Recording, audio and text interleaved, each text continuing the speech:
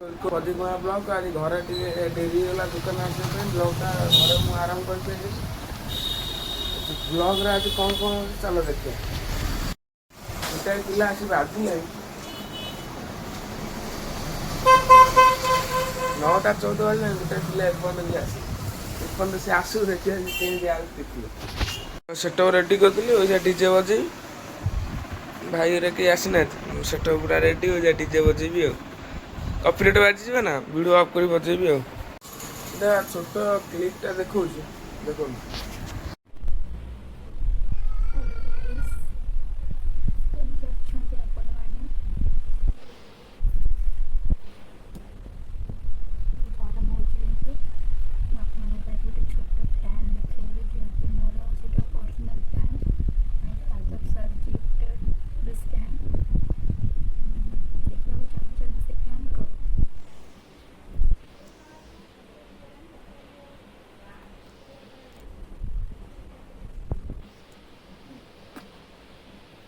ଦେଖଉଛି ଦେଖ।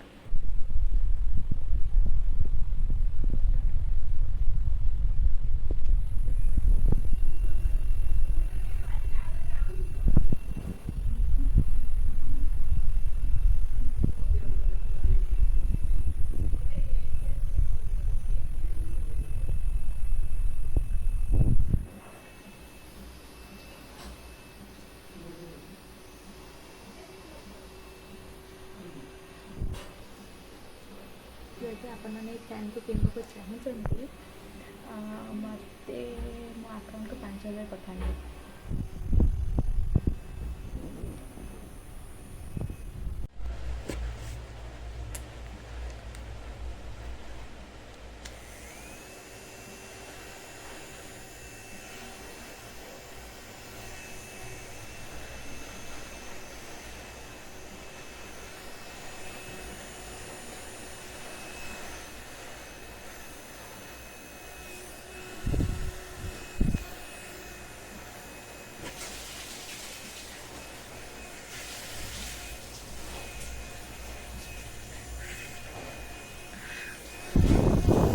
କେଇଟା ହେଲେ ଦୋକାନ ଯାଉଛ? କେଇଟା ବାଜିଲାଣି ବା? ନା ବାଜିଲାଣି କେଇଟା? ଆଡ଼େ ଟିକେ ଅନାଅ କ୍ୟାମେରାକୁ, କ୍ୟାମେରାକୁ ଟିକେ ଅନାଅ। ବାଜିଲାଣି କେଇଟା? ହଁ ବାଜିଲାଣି କେଇଟା? ଦୋକାନରୁ ବାହାରିଲ, ବୁଝିଲ? ଆଜି ଲେଟ୍ରେ ଆସିବ ନା, ଦୋକାନରୁ ଆଜି ବାହାରିଲ, ବୁଝିଲ?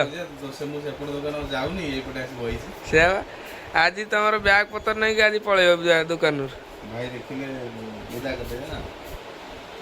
କୁଆଡ଼େ?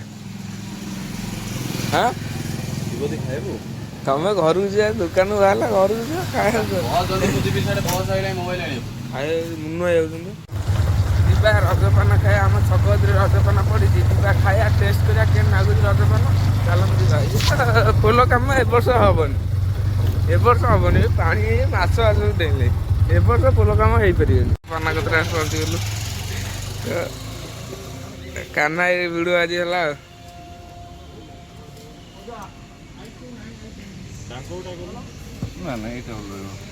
ଗୋଟା କେଇ ଟଙ୍କା?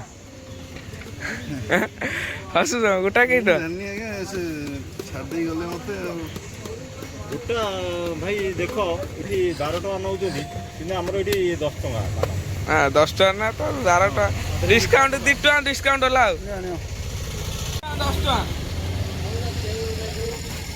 12 ଟଙ୍କା ଦେଲା ମୋବାଇଲ ଡିସକାଉଣ୍ଟ।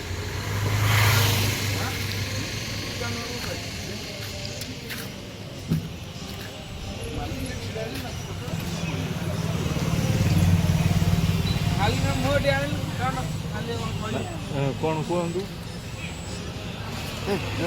ମୋର ଇଏ ଛାଡ଼ିବନି ହେଲା।